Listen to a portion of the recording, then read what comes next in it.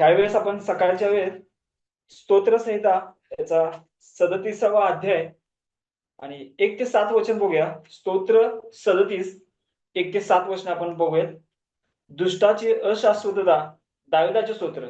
दुष्कर्म्यावर जळफळू नको, अन्याय करणाऱ्यांचा हेवा करू नको, कारण ते गवताप्रमाणे लवकर कापले जातात, हिरवळीसारखे वाळून जातात. परमेश्वरावर भाव ठेव व सदाचाराने वाग. देशात वस्ती करून राहा, इमानाने चाल, म्हणजे परमेश्वराच्या ठायी तुला आनंद होईल. तो तुझे मनोरथ पूर्ण करेल. आपला जीवितक्रम परमेश्वरावर सोपवून दे. त्याच्यावर भाव ठेव, म्हणजे तो तुझी कार्यसिद्धी करेल. तो तुझे नीतिमत्व प्रकाशासारखे, तुझे न्यायत्व मध्यानासारखे प्रकट करेल. परमेश्वराच्या अधीन होऊन स्वस्थ राहा. त्याची प्रतीक्षा शांतपणे करीत राहा. जो मनुष्य आपल्या मार्गाने उत्कर्ष पावतो, जो मनुष्य दुष्ट संकल्प सिद्धीस नेतो, त्याच्यावर जळफळू नको. आणि ह्या ठिकाणी आपण पाहतो की हे स्तोत्र 37 जे आहे 1 ते 7 वचनामध्ये दावीद राजाने हे लिहिलेलं आहे. आणि तो त्याच्या जीवन कालामध्ये जसं प्रभूने त्याला एक मेंढर राखणाऱ्यापासून, मेंढपाळापासून राजा कसं बनवलं, आणि ह्या प्रवासामध्ये कितीतर लोक त्याच्या विरुद्ध असत किंवा त्याला बोलत, की ज्याच्यात आपण एक पाहतो की शिमेच उदाहरण, की तो कसं त्याच्यावर जळत असा. आणि अशा बरेच लोक शास्त्रामध्ये आहेत की ज्यांनी हेवा केला किंवा ते एकमेकाविषयी जेलस फील करत होते. आणि अशा गोष्टीवरती हे हा जो स्तोत्र 37 आहे, हे दाविदानं त्याच्यावरशी लिहिलेले की, आणि आज सुद्धा त्यावेळेस सुद्धा ते लागू होत, आणि आजच्या दिवसामध्ये सुद्धा आपल्याला त्याचं लागूकरण होताना सुद्धा दिसत आहे. जसं प्रभू येशू ख्रिस्त सुद्धा डोंगरावरचे प्रवचन मत्तयाच्या 5व्या अध्याय ते 7व्या अध्यायामध्ये शिकवत आहे. त्यातील हा थोडासा भाग की आपल्याला ख्रिस्ताबरोबर चालताना, आपल्या ख्रिस्ती जीवनामध्ये जगत असताना ह्या गोष्टी किती महत्वाच्या आहेत याची हे वाचतानाच आपल्याला लक्षात येतं की प्रभूची इच्छा आपल्या जीवनाविषयी काय आहे, की आपण आपलं जीवनक्रम कसं त्याच्यापुढं भीत कापत पवित्रतेनं राहावं. आणि त्यातील एक भाग आपण पाहूया की जसं स्तोत्र 37 मध्ये सांगत आहे की दुष्कर्म्यावर जळफळू नकोस. आणि यातून आपण पहिला मुद्दा बघतो की या ठिकाणी प्रभू आपल्याला सांगत आहे पहिल्या वचनामध्ये की दुष्कर्मावर जळफळू नको, अन्याय करणाऱ्यांचा हेवा करू नको, मत्सर करू नको. हे आपण ख्रिस्ती जीवनामध्ये एक महत्वाची गोष्ट आहे की जी आपण शास्त्रामधून शिकतो. कारण आपला जुना स्वभाव आपण सोडून एक नवा स्वभाव ख्रिस्तामध्ये आपण धारण करतो, आणि त्या नवा स्वभावाप्रमाणे आपण ख्रिस्ताच्या प्रतिरूप आपण जसं चाललं पाहिजे तसं या ठिकाणी स्तोत्रकर्ता सांगतो. कारण जळफळ कोणाकोणाचा हेवा करू नये हे ख्रिस्ताच्या आवडीची गोष्ट नाही, त्याला हे बिलकुलच आवडत नाही. म्हणून आपण कोणाचाही मत्सर केला नाही पाहिजे, कोणाचाही द्वेष केला नाही पाहिजे. वचन 7 आणि 8 मध्ये सुद्धा आपल्याला तेच सांगून देते की राग सोडून दे, क्रोधविष्टपणाचा त्याग कर, जळफळू नकोस, अशाने दुष्कर्माकडे प्रवृत्त होते. पुढे आपण पाहतो की 12व्या वचनामध्ये सुद्धा लिहिले की दुर्जन नीतिमानांविरुद्ध मस्ती करतो, त्याच्यावर दात होट खाऊ नकोस. आणि ही गोष्ट की मत्सर करू नको, हेवा करू नको, दावीद या ठिकाणी लिहित आहे आपल्यासाठी की तुझं जीवन कशा प्रकारे असं कोणाचा हेवा करू नये. कोण जर तुझ्या समोर मोठं होत असेल तर किंवा तुझ्यासमोर त्याचा उत्कर्ष होत असेल किंवा त्याला यश संपादन करत असेल किंवा आणखीन काही गोष्ट असेल की त्याचं चांगलं होत असेल, त्याला ते आशीर्वाद करत असेल, तर दावीद या ठिकाणी लिहितो की तू त्याचा मत्सर करू नकोस, त्याचा हेवा करू नको. आपण आणखीन त्याच्याविषयी एक वचन पाहतो की नीतीसूत्राच्या पुस्तकामध्ये लिहिलेलं आहे 3रा अध्याय 31 वचन, जुलूम करणाऱ्याशी स्पर्धा करू नको, त्याची कोणतीही रीत स्वीकारू नकोस. आणि ह्या ठिकाणी नीतीसूत्रवाला लिहित आहे की सलमोन राजा की त्याच्याशी कोणतीही स्पर्धा तू करू नकोस आणि त्यांची कोणतीही रीत तू स्वीकारू नकोस. तसंच 14 आणि 30 मध्ये पण सुद्धा आपण पाहतो की शांत अंतकरण देहाचे जीवन आहे, पण मत्सराने हाडे कुसतात प्रियानो. आणि नीतीसूत्रामध्ये सुद्धा आपण सलमोन सांगायचं आहे की मत्सर केल्यानंतर हाडं कुसतात, आपल्याला त्याच्यातून काहीच प्राप्त होत नाही. 23 आणि 17 मध्ये सुद्धा पातक्यांचा हेवा करू नकोस, तर परमेश्वराचे भय अहर्निश बाळ. आपण हेवा सुद्धा कोणाचा केला नाही पाहिजे. आपल्याला आपला जसा देव प्रीती आहे तसं आपण त्याच्यासोबत किंवा इतरांसोबत सुद्धा ख्रिस्तामध्ये प्रीतीनेच राहिलं पाहिजे. म्हणून या ठिकाणी लिहित आहे यातील पहिला मुद्दा की दुष्कर्मावर जळफळू नकोस, अन्याय करण्याचा हेवा करू नकोस. आपण पाहतो की कोणाचाही मत्सर आपण केला नाही पाहिजे, कोणाची प्रगती बघून तर आपण त्याचा हेवा करू नये, त्याचा द्वेष करू नये. आपण पाहतो की जी देवानं आपल्याला शांती देऊ केलेली आहे, जे देवानं आपल्याला आनंद देऊ केलेला आहे, इतरांचं प्रगती पाहून आपण आपल्या त्या शांतीमध्ये, देवाने देऊ केलेल्या शांतीमध्ये, आनंदामध्ये आपण भंग का पडू द्यावा प्रियानं? आपण देव आपला प्रीती आहे आणि आपण त्या प्रीतीमध्येच राहिलं पाहिजे, मुळावलं पाहिजे आणि त्यामध्येच वाढत राहून आपलं आयुष्यक्रमण पुढं नेलं पाहिजे प्रियानो. दुसरं आपण मुद्दा एक पाहतो की परमेश्वरावरच भाव ठेव किंवा परमेश्वरावर तुझा विश्वास ठेव. 37 आणि 3 अध्यायामध्ये आपण पाहतो त्यातील की परमेश्वरावर भाव ठेव. यावर दावीद लिहित आहे की तुझा भाव, तुझा विश्वास किंवा तुझे सर्व गोष्टी जे मूळ आहे ते तुझ्या परमेश्वरावर, तुझ्या यहोवा देवावर, तुझ्या ख्रिस्तावरती पाहिजे. आपण पाहतो की काही काही लोकांचा भावविषय त्यांची संपत्ती असते, त्यांची शक्ती, त्यांचं टॅलेंट असतं प्रियानो. पण काही काही लोकांना स्वतःवरच जास्त विश्वास असतो आणि त्याप्रमाणे त्यांचं आयुष्यक्रमण करत असतात. कधी कधी आपण बाहेर जाण्याचं प्लॅनिंग करतो आणि आपल्याकडे गाड्या आहेत, पैसा आहेत, बाहेरच्या सुखसुविधा आहेत आणि अशा बऱ्याच गोष्टी आहेत की आपण त्याच्यावर विश्वास ठेवून त्या गोष्टींचं त्याच्यावरती अवलंबून राहून आपलं बाहेर जाणं किंवा आपला प्रवास आपण चालू करतो प्रियानो. पण आपला प्रवास, आपलं जाणं येणं सर्व काही परमेश्वराच्या ज्यावेळेस हातात आपण सोपवून देऊ, ती गोष्ट यशस्वी होती, पूर्ण करते. आपलं जाणं येणं परमेश्वर त्याच्या दयेनं आणि कृपेनं आशीर्वाद करतो. म्हणून या ठिकाणी दावीद जो लिहित आहे की परमेश्वरावरच भाव ठेव, तोच तुझ्या जीवनातील एक भाव विषय असावा आणि आपला विश्वास फक्त देवावर असावा, जगातील इतर कोणत्याही गोष्टीवर नसावा प्रियानो. तिसरी गोष्ट आपण या ठिकाणी पाहतो की सदाचाराने वाग. या ठिकाणी आपण पाहतो की सदाचाराने वाग म्हणजे दुसऱ्या एका शब्दात आपण पाहतो की चांगले काम कर. आपलं काम ख्रिस्तामध्ये नेहमीच चांगलं असलं पाहिजे, कारण आपण पाहतो की परमेश्वराचं चांगले कृत्य करण्यासाठीच त्यानं आपल्याला निर्माण केलेलं आहे किंवा त्यानं आपल्याला बनवलेलं प्रियानो. परमेश्वर चांगला आहे आणि तो सदैवच सर्वदा चांगला आहे आणि आपण सुद्धा चांगले कृत्य करण्यासाठीच या भूतलावर देवानं आपल्याला ठेवलेलं आहे की ज्यानं आपण त्याचे गुण प्रदर्शित करावे.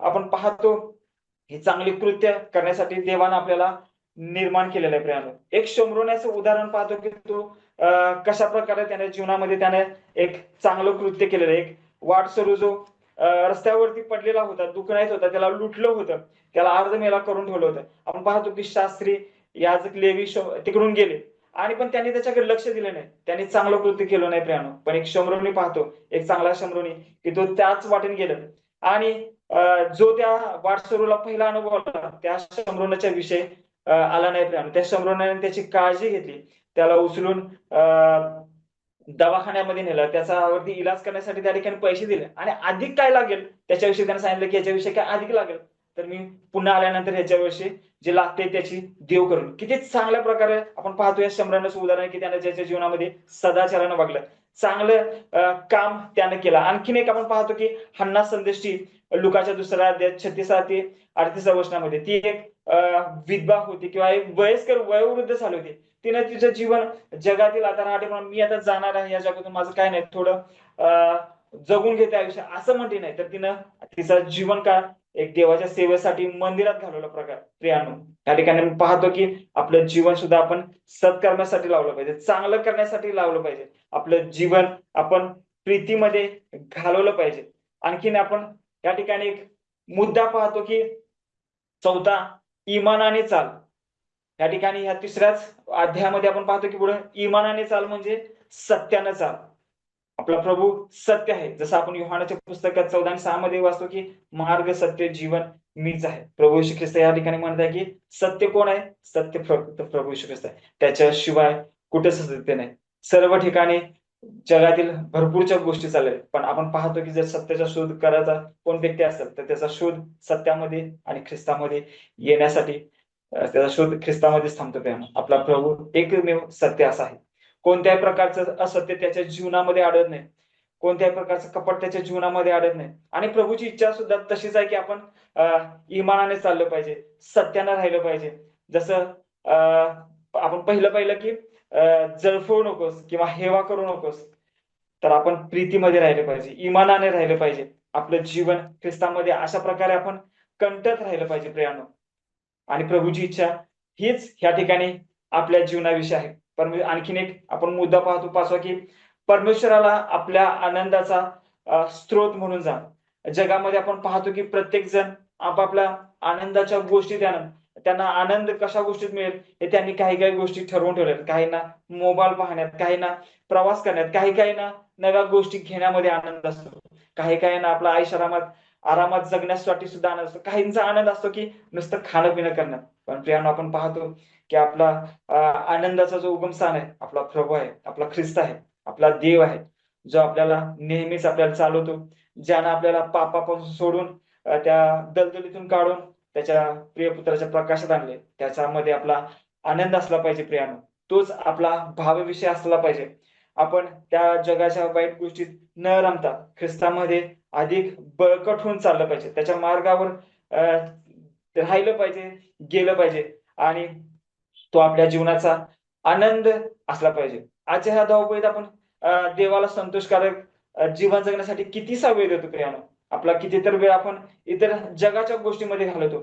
आपण कितीतरी वेळ आपण पाहतो की आपला वेळ एकदम जर नको असलेल्या गोष्टीत जर आपल्याला आनंद असं वाटते आपल्या मनाला की त्या गोष्टीतून मला आनंद होतो, पण तो आनंद जगिक आहे, क्षणिक आहे, क्षणभंगार आहे प्रियानो. तो आनंद ह्या ठिकाणीच राहतो आणि आपण त्या नष्ट होणाऱ्या गोष्टीमध्ये त्या प्रत्येक आपला बहुमूल्य वेळ घालवतो.